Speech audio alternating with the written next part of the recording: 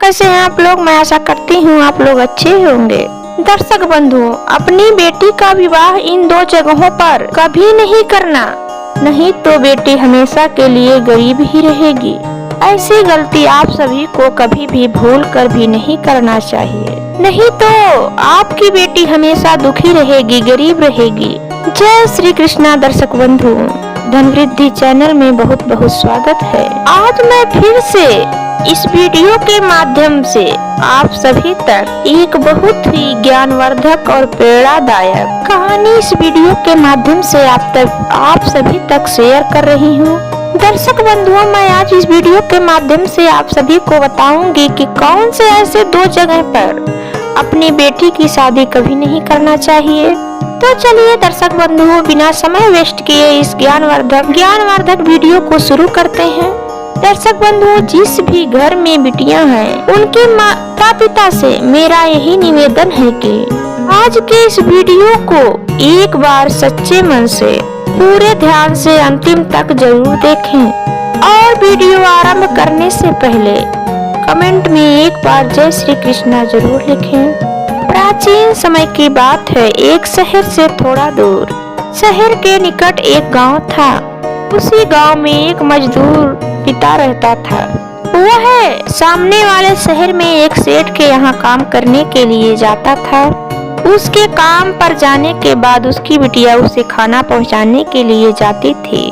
जब वह बिटिया स्कूल से पढ़कर घर आती और खाना बनाकर खा लेती, तब उसकी माँ कहती है कि हे बेटी, जाओ, तुम्हारे पिता काम कर कर के थक गए होंगे, उन्हें बहुत ज्यादा भूख लगी होगी, तुम जा कर के यह खाना उन्हें पहुंचा दो। तब वह बिटिया अपनी माँ की बात को मानते हुए दोपहर को खाना ले करके अपने पिताजी को देने के लिए जाया करती थी। इस प्रकार से उस लड़की का पिता, जो शहर में सेठ के यहाँ काम करता था, वह लंबे समय तक सेठ के यहाँ काम करता रहा और समय धीरे धीरे करके बीतता रहा और ऐसे ही चलता रहा।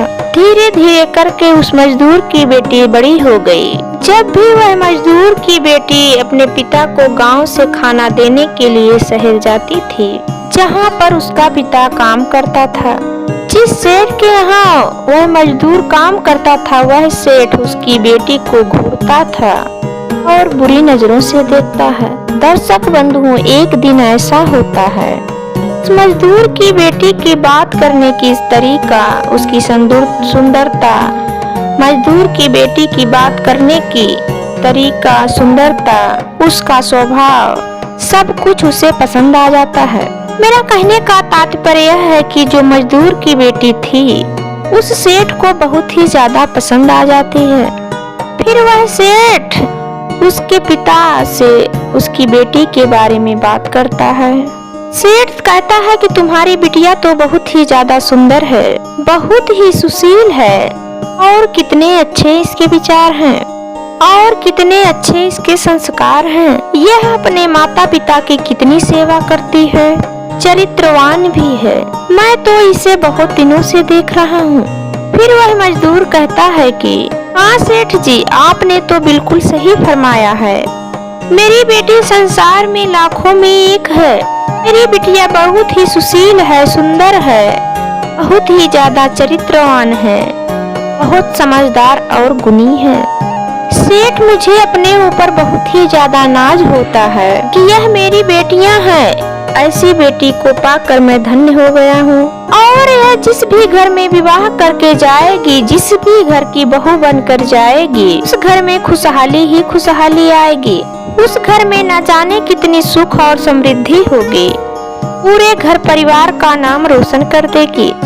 मजदूर नौकर की यह बात सुन करके सेठ के मन में लालच पैदा हो जाता है। वह अपने मन में ही सोचने लगा कि इतनी सुंदर, इतनी सुशील लड़की मुझे कहाँ मिलेगी। इतना तक कि सोचने लगा कि मैं इसकी बेटी की शादी अपने बेटे से करवा लूं, तो मेरे घर में सुंदर, सुशील और समझदार बहू आ जाएगी। थोड़ी देर के बाद शाम होते ही सेठ ने अपनी पत्नी से, यानी कि सेठानी से यह बात कही।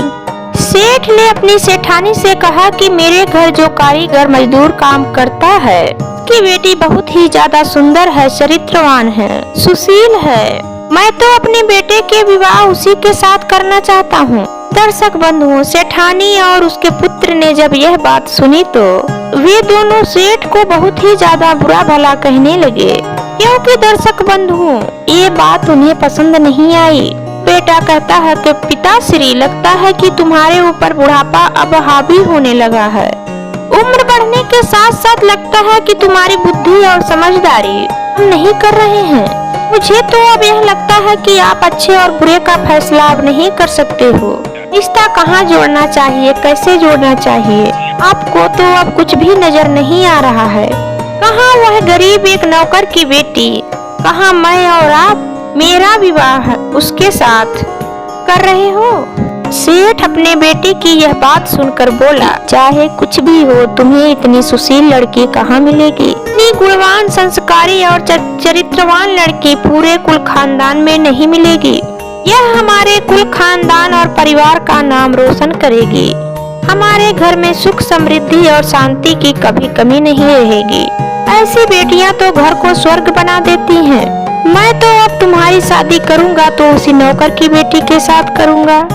दर्शक बंधुओं, तब सेठ की यह बात सुनकर माँ बेटे दोनों बुदबुदाने लगे और आपस में बात करने लगे और सेठ को भला बुरा कहने लगे।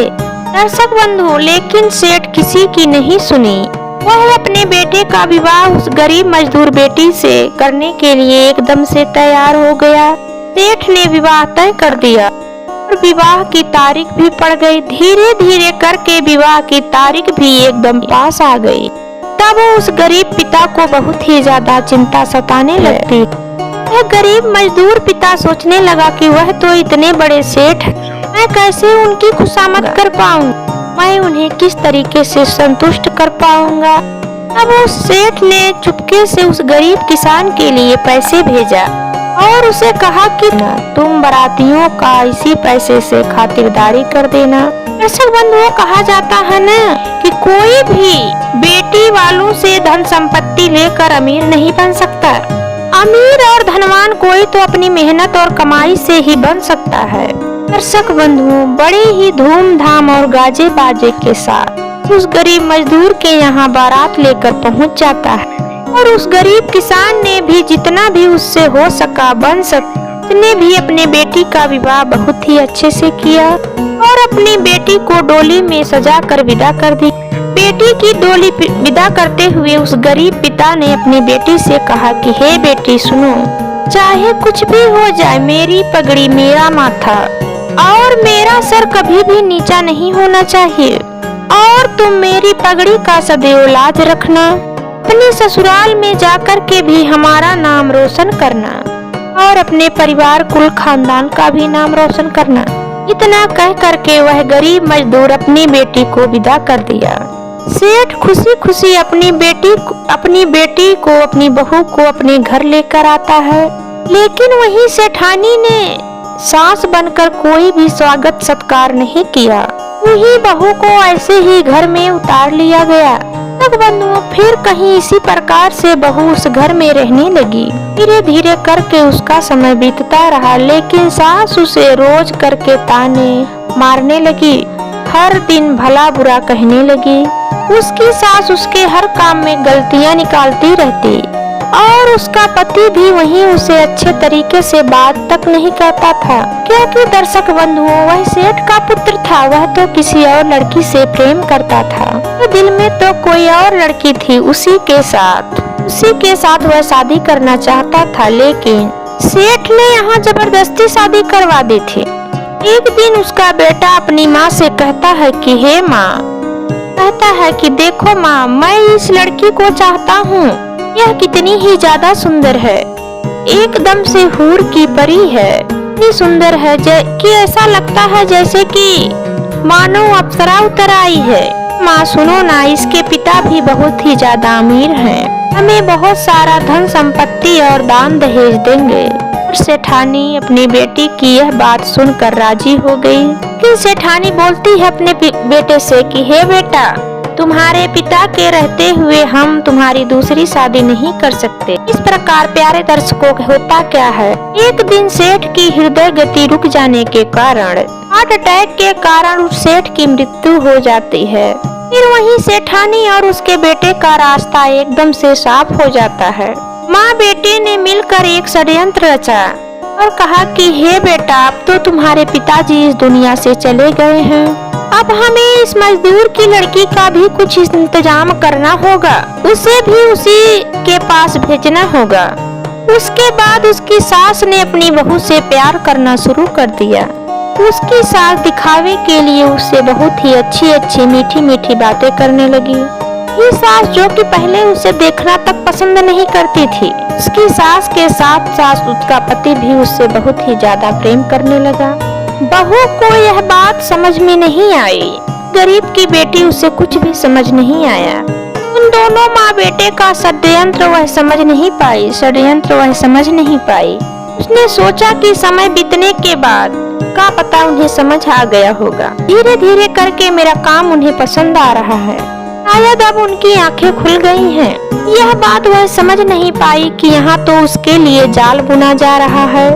धीरे धीरे करके 10 दिन बीत जाते हैं। उसकी सास उससे कहने लगी कि हे बहू, तुम मुझे आज बताओ कि तुम्हें सबसे ज्यादा क्या पसंद है। दर्शक बंधुओं, बहू ने बड़े प्यार से कहा कि जी माँ जी, मुझे तो खीर बहुत ही ज्यादा पसंद है। फिर वही सास ने कहा कि अरे बहू, खीर तो मैं बहुत ही अच्छा बनाती हूँ। देखो दर्शक बंधुओं, आज सास ने बहू के लिए खीर बनाकर तैयार किया और उस खीर में चुपके से जहर मिला दिया और फिर अपने बहू से कहने लगी कि हे बहू, मैंने तो बड़े प्यार से तुम्हारे लिए यह खीर बनाया है, तुम भर पेट खा लेना। बहू बेचारी सीधी साधी भोली भाली सास के हाथ से बनाई हुई खीर को बड़े ही चाव से खा लिया और फिर जाकर के सो गई। फिर दर्शक बंधुओं, क्या हुआ, वह गरीब की बेटी अगले दिन उठी ही नहीं। दर्शक बंधुओं, उसके बाद उसके पिता को खबर किया गया कि तुम्हारी बेटी ने जहर खा लिया है मुझे फंसाने के लिए, तुम इसे आकर के ले जाओ यहाँ से। गरीब मजदूर जानता था कि मेरी बेटियां ऐसा काम कभी कर ही नहीं सकती। जो सेठ मेरी बेटी को अपनी बेटी बनाकर मेरे घर से ले गए थे, वो तो इस दुनिया में है ही नहीं। और उसकी पत्नी और उसके बेटे को मेरी बिटिया पसंद नहीं थी। इन दोनों माँ बेटे ने मिलकर कुछ किया होगा, कोई साजिश या फिर कोई षड्यंत्र रचा होगा। फिर वह मजदूर पिता अपनी शिकायत अपनी कंप्लेन लेकर थाने में जाता है। लेकिन दर्शक बंधुओं, आपने यह कहावत सुनी होगी कि जिसकी लाठी उसकी भैंस। जैसे कि जिसके पास पैसा होता है, पावर होती है, आज की दुनिया में लोग उसी की सुनते हैं। आज यहाँ भी यही होता है। ने वालों ने कह दिया कि तुम्हारी बेटी ने खुद से जहर खाया है, हाँ इसकी रिपोर्ट नहीं की जाएगी, चलो जाओ यहाँ से। रोते बिलखते हुए पिता ने अपनी बेटी का अंतिम संस्कार कर दिया। दर्शक बंधुओं, क्या होता है, कुछ दिनों बाद सेठ के बेटे ने दान दहेज धन संपत्ति ले करके उसे एक नई शादी कर ली।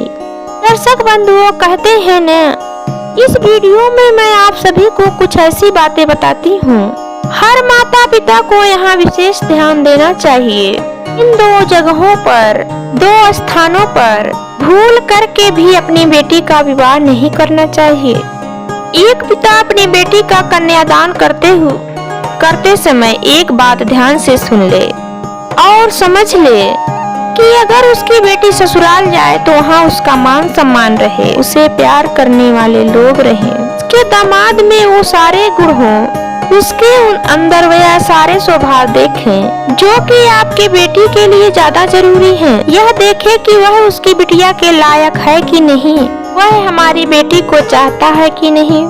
दर्शक बंधुओं, अब बात कर लेते हैं हम इस वीडियो के माध्यम से कि कौन से ऐसे 2 जगह हैं जहां पर अपनी बेटी की शादी कभी भी भूल कर भी मत करना चाहिए, नहीं करना चाहिए। दर्शक बंधुओं, नंबर 1, अपनी बेटी का विवाह नजदीकी, बहुत ही ज्यादा नजदीक जगह है, अपने घर के आसपास नहीं करना चाहिए। इन रिश्तों में तुरंत कड़वाहट आ जाती है। एक दूसरे के प्रति जो 2 परिवारों के बीच मान सम्मान होता है वह घटने लगता है, आए दिन अनबन बनी रहती है। जो एक दूसरों में प्रेम होना चाहिए, मान सम्मान होना चाहिए, वह नहीं मिलता। क्योंकि दर्शक बंधुओं, अगर मायके में कुछ अच्छी चीज बनी है और माँ ने फोन कर दिया कि बेटी आज घर में कुछ अच्छी चीज बनी है और तुम जल्दी से आ जाओ, और इतने में बेटी तुरंत ससुराल छोड़कर मायके आ जाती है। दर्शक बंधुओं, मेरी एक बात याद रखना, बार बार मायके जाने से मान सम्मान कम हो जाता है। भाभियां भी कहने लगे, अरे जनाब ये तो सामने ही रहती हैं, ये तो पास ही रहती है, रोज रोज उठ कर के चली आती हैं, जिससे तुम्हारे मान सम्मान और मर्यादा को ठेस पहुंचती है। इसलिए दर्शक बंधुओं, अपनी बेटी का विवाह पास में नजदीक में भूल कर भी मत करना। दर्शक बंधुओं, दूसरी बात है अपनी बेटी का विवाह अपने से बहुत बड़े, अपने से धनवान बड़े अमीर घर में नहीं करने चाहिए। मायका पक्ष अगर ससुराल पक्ष दोनों बराबर ना हो, कई बार ससुराल वाले अपनी बहू को दीनहीन और यहाँ तक कि भिखारी भी समझने लगते हैं, इज्जत नहीं करते, आदर भी नहीं मिलता। पूरे जीवन भर बेटी को ताने मारते रहते हैं कि तुमने मुझे कुछ दिया नहीं, तुम कितने छोटे घर से आई हो, तुम लोग कितने गरीब हो। इस तरह के ताने बेटी को सुनने को मिलते हैं। हमारे पिता ने दहेज में हमें क्या दिया है, दहेज में क्या लेकर के आई थी, तरह की बातें, इस तरह की तानेबाजी बेटियों को सुनने को मिलते हैं। अगर आप अपने से बहुत ही धनी और अमीर घर में अपनी बेटी की शादी कर देते हैं तो ध्यान रहे, अपने से ज्यादा धनी और अमीर घर में अपनी बेटी का रिश्ता कभी न करें। हमेशा अपने कुल गोत्र को देख करके उपजाति में ही शादी करनी चाहिए। हमेशा इस बात को देख लेना चाहिए कि हम अपनी बेटी का विवाह जिसके हाथ में दे रहे हैं, किस जात का है, उसका खानदान कैसा है और उसकी उम्र कितनी है, वह कार्य क्या करता है, उसका व्यवहार कैसा है, उसका रहन सहन कैसा है, यह सारी चीजें आपको देखनी चाहिए। तो दर्शक बंधुओं, हो गई, इन्हीं बातों को आपको ध्यान देना है। एक पिता को अपनी बेटी का विवाह करते समय इन सभी बातों को ध्यान में रखना चाहिए। दर्शक बंधुओं, अगर वीडियो पसंद आई हो तो लाइक करें, कमेंट करें और अपने दोस्तों को शेयर जरूर करें।